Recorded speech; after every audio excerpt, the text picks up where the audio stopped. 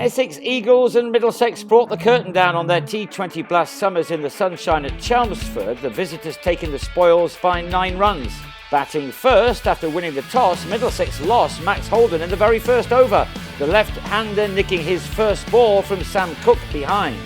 The visitors have, for the most part, struggled in their power plays with the bat, and although Sam Robson and Joe Cracknell were both able to find boundaries, the first 6 overs did not see them out of sight, the fielding restrictions ending with Middlesex no more than handily placed on 55 for 1.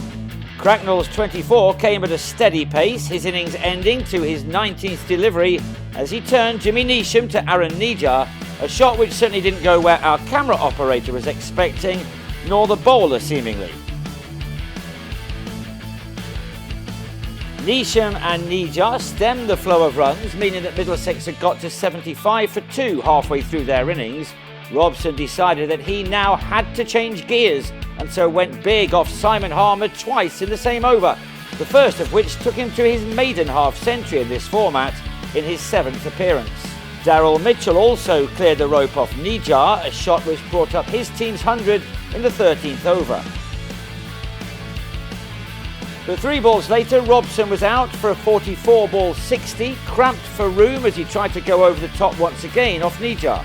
Middlesex would have hoped to really push on from this stage with wickets in hand, but while Mitchell was surprisingly subdued, John Simpson was able to score some boundaries, but these were few and far between as the visiting team entered the last 3 overs of their innings with a score of 135 for 3.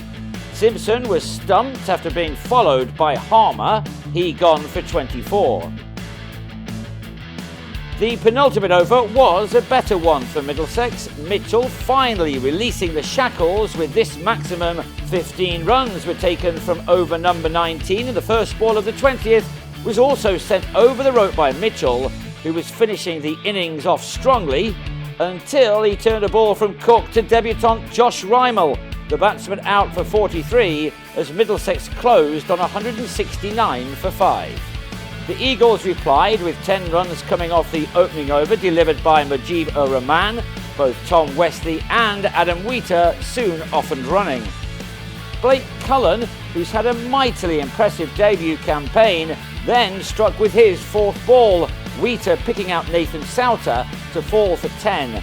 That was Cullen's 19th wicket of the T20 season. Only 2 others, including the Eagles' Sam Cook, have more.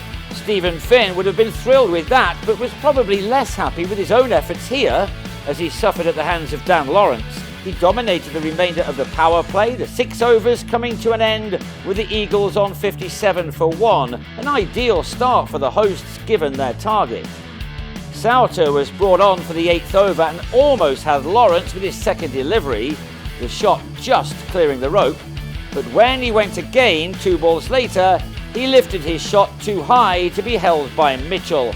Credit to the bowler as Lawrence departed for an entertaining 29. Souter continued to offer plenty of flight. Wesley took advantage to carry the total to 88 for 2 after 10 overs, 82 more required from the remaining 10.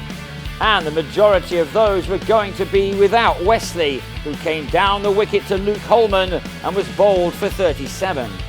Michael Pepper followed for 9 in the next over, with Mujib finding plenty of turn and bounce, a dismissal which perhaps suggested that chasing down the remaining runs would not be that easy. With nothing but Derby pride to play for, the Eagles had given 20-year-old Rymel a chance to shine, a powerful and well-directed cut off helm. Rymel's innings was ended on 21, a swing and a miss, seeing Mujib end with the excellent figures of 2 for 18. The Eagles on 135 for 5 from 17 overs, needing a further 35 from the final 3. It was fitting that Cullen added a 20th blast wicket in his final over, the 19-year-old adding figures of 2 for 26 to his tally. His last, the big wicket of Neesham, Cracknell with the smart catch in the deep. The game was soon in Middlesex's pocket as Harmer scooped a shot off Finn to Holman, a wicket which left Essex on 139 for 7 in the penultimate over. And the pocket was zipped up next ball as Paul Walter tested out Finn's fitness and athleticism.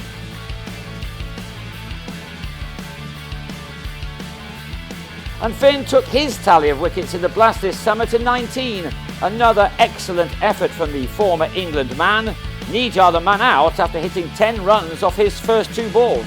The Eagles had collapsed, losing 5 wickets for 17 runs, which left too much for the last pair to do in the final over, in spite of this 4 for Snater.